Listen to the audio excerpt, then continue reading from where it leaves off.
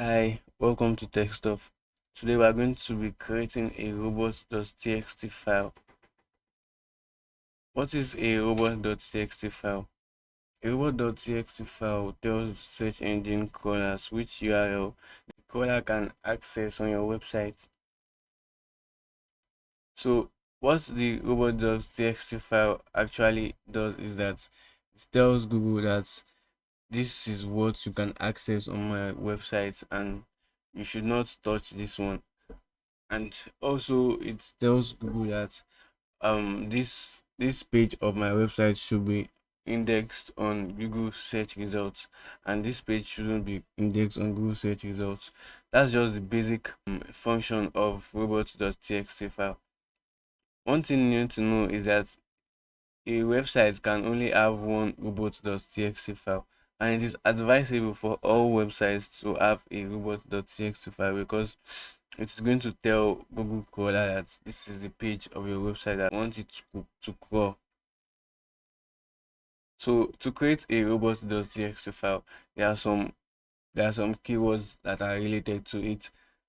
So for this one, we're not going to disallow any page on my website. So what I mean is that I'm going to allow Google crawler to crawl on my website to Google search results. That means I will not disallow them to crawl a page or two on my website. So for this, I'm going to be typing user agent, U in capital letter, then a colon and a asterisk, then enter. Then we are going to type disallow, D in capital letter. I've made a mistake. It's not supposed to be a double A. Then your colon also. Then this disallow means I'm not disallowing Google crawler to crawl any of my websites. That means I am allowing them to crawl all my websites.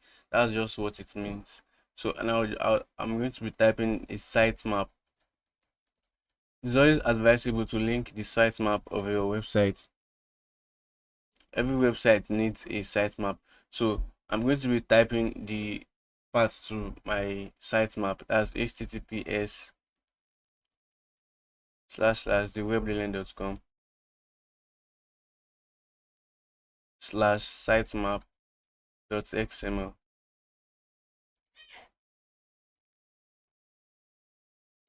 That's the path to my sitemap. You can check the description below for the link to the video of how to create your sitemap.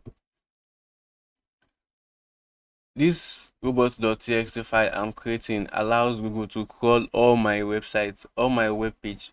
I'm not disallowing them not to crawl either one or two of my web page. So and this is my sitemap. So every website needs a sitemap. Then you can check the description below to go to the link to the video for you to learn how to create a sitemap.xml file. Now we've come to an end of creating a sitemap.xml file. This is the end for today. Thank you, and if you are new to my channel, please like, share and subscribe.